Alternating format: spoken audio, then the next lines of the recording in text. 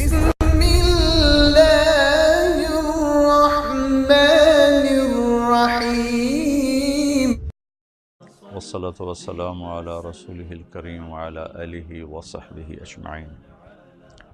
اللہ کا لاکھ لاکھ شکر ہے جس نے ہمیں رمضان المبارک کا مہینہ نصیب فرمایا، ہمیں زندہ رکھا صحت عافیت کے ساتھ۔ اللہ تعالی ہمیں اس کے استقبال کی توفیق عطا فرمائے۔ ایک دفعہ اللہ کے نبی نے بڑے خوبصورت اور عجیب طریقے سے رمضان کی آمد کو بیان فرمایا۔ آپ ممبر پر تشریف لائے اور فرمایا ماذا یستقبلکم وماذا تستقبلون، وہ کیا آ رہا ہے اور تم کس کے سامنے جا رہے ہو؟ پھر دوبارہ دہرایا ماذا یستقبلکم وماذا تستقبلون، وہ کیا آ رہا ہے، وہ تمہارے سامنے کیا آ رہا ہے اور تم کس کے سامنے جا رہے ہو؟ پھر تیسری دفعہ ماذا یستقبلکم وماذا تستقبلون، وہ کیا آ رہا ہے، تم کس کے سامنے جا رہے ہو؟ تو عمر رضی اللہ تعالیٰ عنہ کھڑے ہو کے یا رسول اللہ اوحی نزل، کیا کوئی وحی آ گئی؟ آپ نے فرمایا نہیں۔ پھر کہا وہ دشمنی کا زمانہ تھا، جنگ کا، عدو حضر، کیا کسی دشمن نے حملہ کر دیا ہے؟ آپ نے فرمایا نہیں۔ تو پھر یا رسول اللہ کیا ہے؟ تو آپ نے فرمایا کہ رمضان المبارک آ رہا ہے۔ اتنے خوبصورت انداز میں اس کو پیش کیا کہ رمضان اللہ کو پا لینے کا مہینہ ہے، گناہوں کی بخشش کا مہینہ ہے۔ رمضان کا مطلب بھی بڑا خوبصورت ہے، جل جانا۔ اور یہ 12 مہینے جو سال کے عربی ہیں اس میں یہ واحد مہینہ ہے جس کا نام اللہ تعالیٰ نے کائنات کے بنانے سے بھی پہلے طے فرما دیا تھا کہ محرم، صفر، ربیع الاول، ربیع الثانی، جمادی الاولی، جمادی الثانی، اور رجب، شعبان اور شوال اور ذوالقعدہ اور ذوالحج۔ یہ 11 مہینے تو عربوں نے نام تجویز کیے۔ رمضان اس میں نے چھوڑ دیا تھا شعبان، رمضان، شوال۔ رمضان کا نام قرآن میں آتا ہے، شہر رمضان الذی انزل فیہ القرآن، اور قرآن اللہ نے کائنات کے بھی بنانے سے پہلے اس کی تلاوت فرمائی۔ اللہ تعالیٰ نے کائنات کے بنانے سے ایک روایت میں آتا ہے 1000 سال پہلے، ایک میں آتا ہے 2000 سال پہلے، بہرحال 1000 سال تو کیا ہے، اللہ نے کائنات کے بنانے سے پہلے قرآن کی تلاوت کی۔ اس میں شہر رمضان اللہ نے اس وقت پڑھا ہوگا تو ابھی زمین آسمان بھی نہیں بنے، اور اس مہینے کا نام اللہ نے رمضان طے کر دیا تھا۔ روزے اور اس لفظ رمضان میں جو مناسبت ہے وہ بتانے لگا۔ رمضان کہتے ہیں جل جانا۔ صلاۃ الاوابین حین ترمض الفصال، ایک روایت میں آتا ہے کہ جب اونٹ کے تلوے جلنے لگیں، جلنے، رم ترمض، جب اونٹ کے تلوے جلنے لگیں۔ تو اس میں مناسبت یہ ہے کہ اللہ تبارک و تعالیٰ اپنے بندے کے سارے گناہوں کو اس مہینے میں جلاتا ہے۔ وہ آگے میں واضح کرنے کے لیے کہتا ہوں اور بات کو ذرا کھولنے کے لیے کہتا ہوں کہ جیسے آگ میں چیزیں جلتی ہیں اور راکھ ہو جاتی ہیں، جب انسان روزہ رکھتا ہے تو اسے بھوک اور پیاس لگتی، اور خاص طور پہ ماشاءاللہ جیسے آج کل کے روزے ہیں، بھوک بھی خوب لگتی ہے، پیاس بھی خوب لگتی ہے، تو اس سے اندر میں ایک تپش پیدا ہوتی ہے، ایک حرارت پیدا ہوتی، تو وہ گویا ایک بھٹی بن جاتی۔ اور اس میں اللہ تعالیٰ ہمارے پچھلے جو 335 دن کے گناہ ہوتے ہیں ان کو تھوڑا تھوڑا کر کے ڈال رہا ہے۔ یہ بات واضح کرنے کے لیے ہے اور تھوڑا سا سمجھ آنے کے لیے ہے کہ رمضان کا یہاں خوبصورت مطلب کیسے بن رہا ہے۔ اس بھوک اور پیاس کی بھٹی میں اللہ ہمارے گناہ ڈالتا ہے، جلاتا ہے، ڈالتا ہے، جلاتا ہے، ڈالتا ہے، جلاتا ہے، یہاں تک کہ آخری روزے سارے پچھلے سال کے گناہوں کو جلا کے اللہ ختم فرما دیتا ہے۔ اس لیے اس کو رمضان کہتے ہیں۔ اور ایک خوبصورت بات یہ ہے کہ روزہ رمضان 29 کا ہو یا 30 کا، اللہ تعالیٰ کی بارگاہ میں ہمارا رمضان ہمیشہ 30 روزے لکھا جاتا ہے۔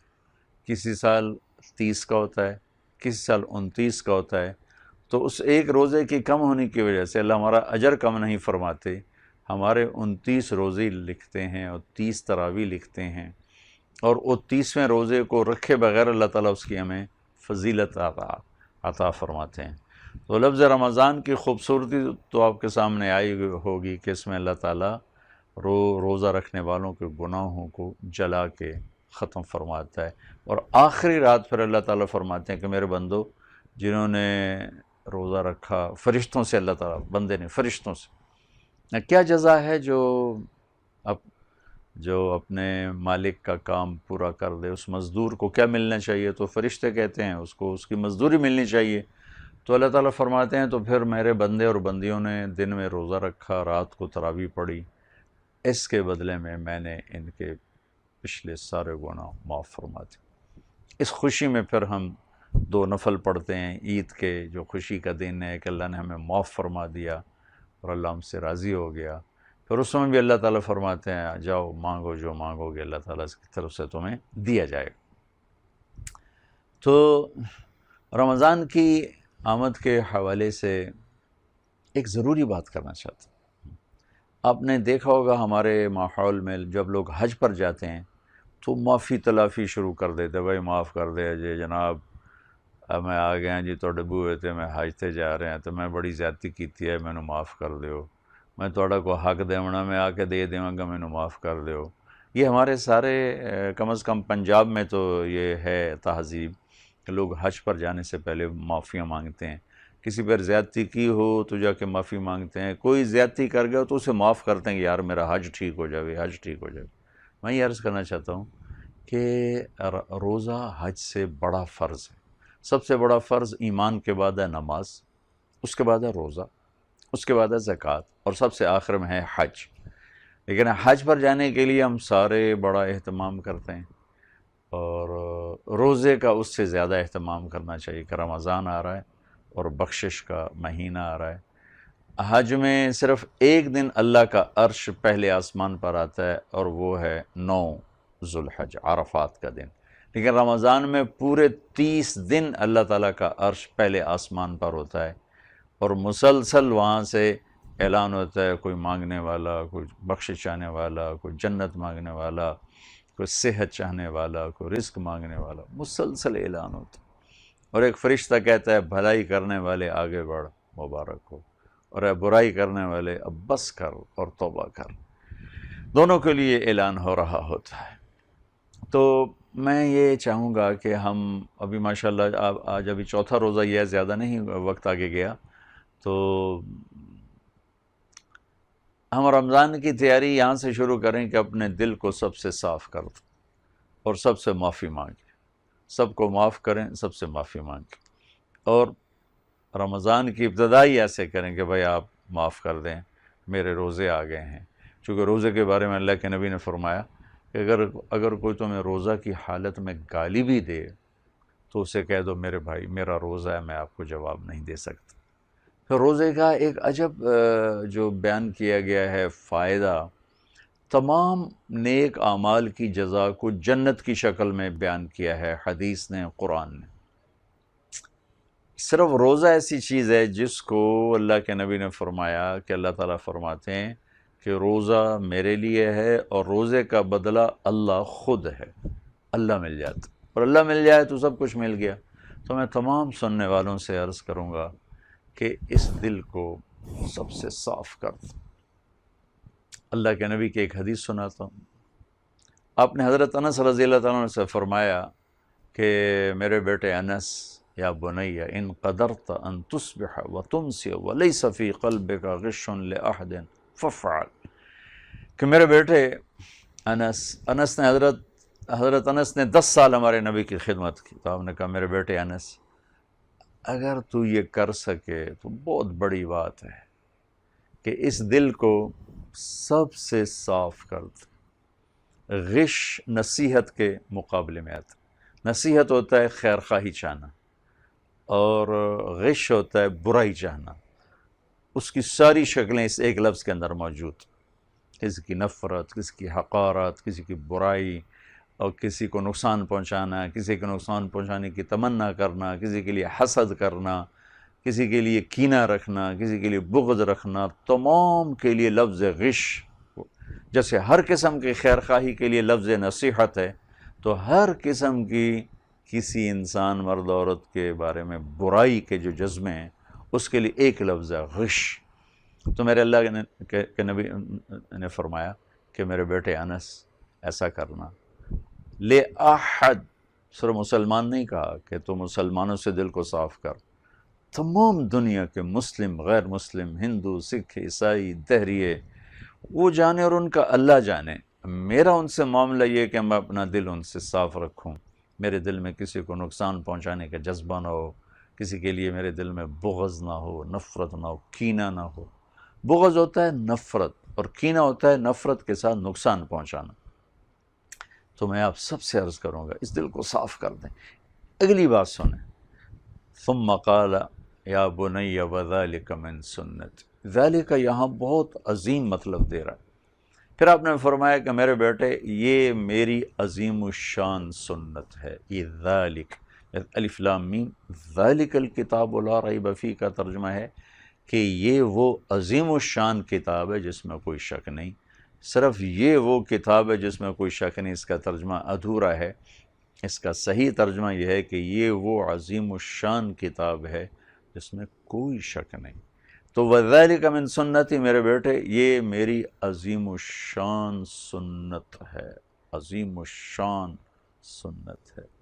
میرے نبی کی ہر سنت عظیم الشان ہے، ہر سنت، لیکن جس کو آپ خود کہیں عظیم الشان ہے تو باقیوں سے اوپر چلی جائے گی۔ یہ میں نے پگڑی باندھی ہے، یہ بھی سنت ہے، سرما لگانا یہ بھی سنت ہے، داڑھی رکھنا یہ بھی سنت ہے، سفید لباس پہننا آپ کو پسند تھا یہ بھی سنت ہے، سیدھے ہاتھ سے کھانا یہ بھی سنت ہے۔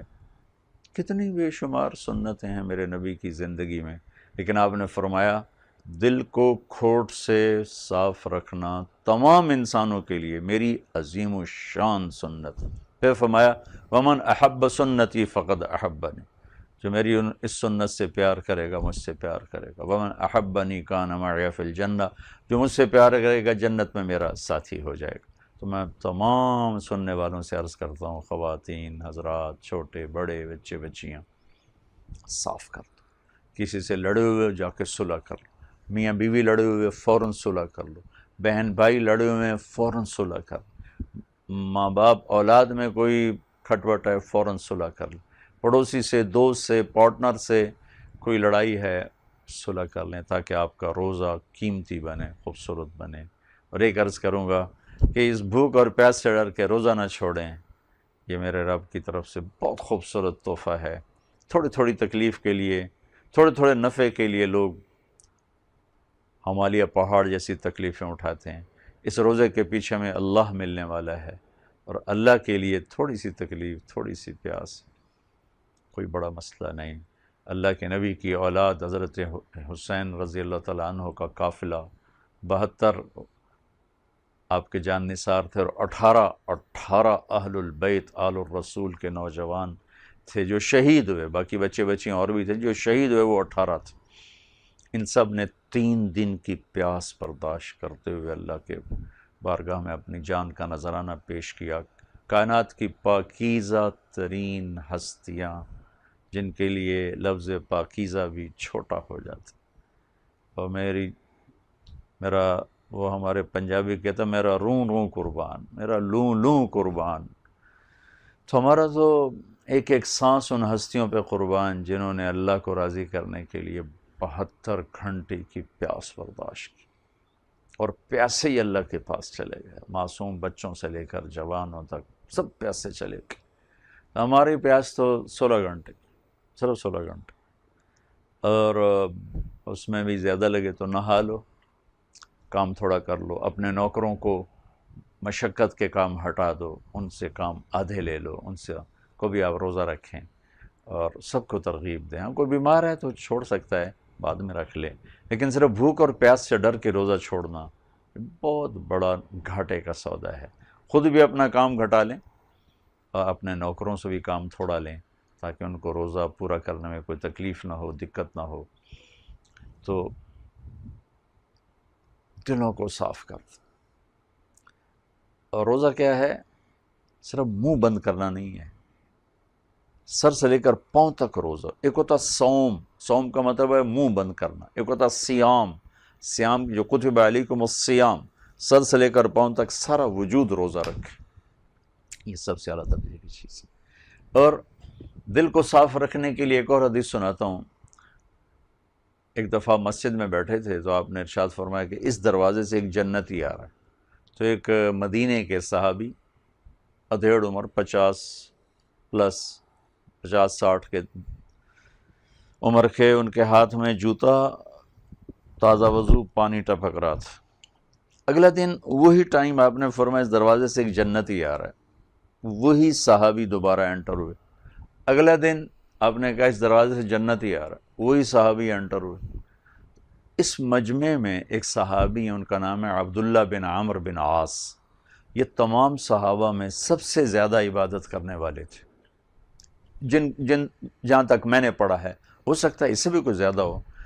ساری رات نفل پڑھتے تھے، سارا سال روزہ رکھتے تھے، اور دن رات میں ایک قرآن ختم کرتے تھے.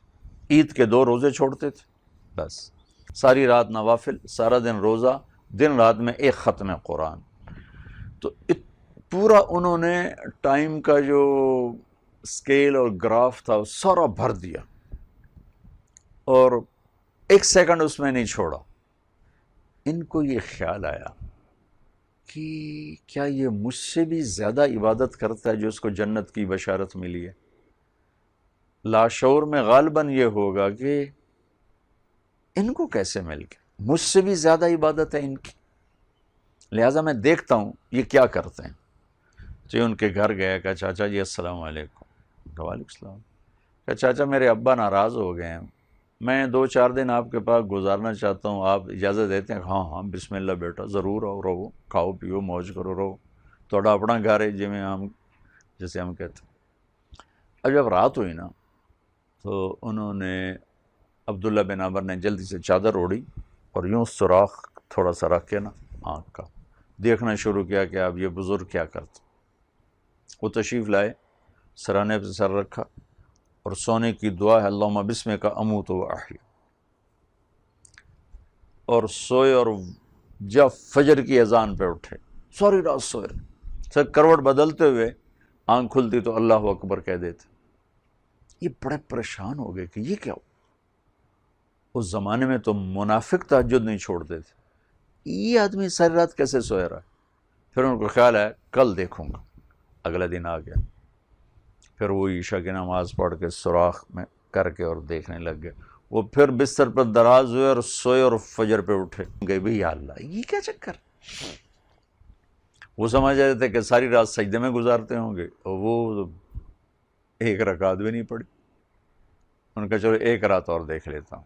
اگلی رات دیکھا، پھر اسی طرح کر کے، تو پھر وہ ساری رات اسی طرح سوئے رہے. تو اب اللہ کے نبی کی بات تو غلط ہو نہیں سکتی. اور انہیں سمجھ میں آ نہیں رہا کہ جنت کی بشارت ملی کس بات پر، جو آدمی ساری رات سوتا رہے. فرض چھوڑنے کا تو اس زمانے میں سوال ہی کوئی نہیں تھا. یہ تو تہجد کے چھوڑنے پہ حیران ہو رہے ہیں، پریشان ہو رہے ہیں کہ منافق بھی پڑھتے ہیں. پھر جب وہ صبح ہوئی نا، اذان پر اٹھے تو پھر وہ نہ رہ سکے اور جیسے کہ پھٹ پڑے کہ چاچا میرے پلے گل کوئی نہیں پئی، ترائے دیں تینوں اللہ دا نبی بشارتاں دیندا رہا، جنتی آ رہا، جنتی آ رہا، جنتی آ رہا، اور تینوں دن چاچا تو ہی آیا ہے. میرے ابا سے کوئی جھگڑا نہیں تھا، میں صرف دیکھنے آیا تھا کہ آپ کیا کرتے ہیں، لیکن آپ تو ساری رات سوتے رہتے ہو، یہ کیا چکر. انہوں نے کہا بیٹا جو دیکھا ہے بس یہی ہے اور کچھ نہیں. تو اب وہ ایسی پریشانی حیرانی میں وہاں سے واپس مڑے کہ اللہ کے نبی کا فرمان حق اور سچ ہے، اور ان کا عمل بھی کوئی سامنے نظر نہیں آیا. تو کیا چیز. دروازے تک گئے تو فرمایا بھتیجے واپس آؤ. واپس آئے. کب میں تمہیں اندر کی بات بتاتا ہوں. یہاں یوں اشارہ کیا کہ یہ جو دل ہے نا، اس میں کسی انسان کے بارے میں کوئی کھوٹ نہیں ہے. اور اللہ تعالیٰ جس کو بھی کوئی نعمت دیتا ہے تو مجھے کوئی حسد نہیں ہوتا، خوشی ہوتی ہے. تو اس پر ان کا ریئیکشن کیا تھا عبداللہ بن عمر کا؟ ہاذا ہوا، اچھل کے کہنے لگے ہاذا ہوا، یہ ہے، یہی ہے، یہی ہے، یہی ہے۔ آگے کہا پھر یہ کون کر سکتا ہے؟ ایک کیڑا کوئی ہر کہیں دے وس دا کام ہے، یہ بھی کہیں کرنا ہے۔ تو یہ وہ عمل تھا جس نے ساری رات نبوت کے دور میں ایک آدمی سوئے پڑے ساری رات، کوئی نفل نہیں پڑے، اور جنت کی بشارت حاصل کی ہے۔ میرے نبی اس عمل کو سامنے لانا چاہتے تھے، اس لیے وہاں ہر صحابی جنتی ہے۔ قرآن کی آیت پڑھتا ہوں، سورہ حدید، کلن وعد اللہ الحسنى، اے میرے نبی میرا وعدہ ہے تیرے تمام صحابہ کو جنت دوں گا، کوئی جہنم میں نہیں جا سکتا۔ ان کو خاص طور پر جنتی جنتی جنتی، صرف ان کی یہ خوبی لوگوں کے سامنے لانا چاہتے تھے۔ اور آج میں 1436 ہجری میں یہ حدیث آپ کو سنا رہا ہوں، چونکہ ہمارے دیس میں دل بغض سے بھرے پڑے ہیں، ماتھے پہ محراب ہوتا ہے، دل بغض سے بھرا ہوتا، داڑھی ہو داڑھی نہ ہو، نمازی ہو بے نمازی ہو، روزہ رکھے روزہ نہ رکھے، حلال کمائے سود کھائے، لیکن یہ کمی بری طرح سارے ملک کو اپنی لپیٹ میں لے چکی ہے کہ ہمارے دل بغض سے، نفرت سے بھرے پڑے۔ اللہ کے واسطے صاف کرو، معاف کرو۔ مر جانے والے کے کیا جھگڑے، کیا لڑائیاں، جب چارپائیاں اٹھتی ہیں تو حقیقت کھل کے سامنے آ جاتی ہے کہ یہ کیا دھوکے کا گھر، اور یہ مچھر کا پر، اور یہ مکڑی کا جالا۔ اس میں آیا کیا، اس میں نال اے کیتا ہے، اس میں نال اے گل کیتی، اس میرے نال اے گل کیتی، اس میں شادی تے نہیں سدیا، اس میں فلانی جاتے نہیں سجیا، اس میں ووٹ نہیں دیتا، یہ ان میں رشتہ نہیں دیتا، اس نے مجھے بیٹی کے رشتے پہ بلایا نہیں، منگنی پہ بلایا نہیں، مجھ سے رائے نہیں لی۔ یہ چھوٹی چھوٹی باتیں ہیں، 90%، 10% کچھ جینوئن چیزیں ہیں، لیکن وہ بھی معاف کرنے کی ہیں۔ آنکھ بند ہونے والے سے پوچھو کہ زندگی کسے کہتے ہیں، اور لڑائی جھگڑا کیا ہوتا ہے، اور صلح صفائی کیا ہوتی ہے۔ میں آپ سب سے عرض کروں گا کہ آئیے ہم رمضان کا استقبال کریں، معاف کر کے، دلوں کو دھو کر، دلوں کو صاف کر کے، اور اپنی کمائیوں میں حلال داخل کر کے، کہ حرام کے لقمے سے بچیں، حلال کمائیں، حلال کھائیں، تو ہمارا روزہ خوبصورت بنے گا، عالیشان بنے گا۔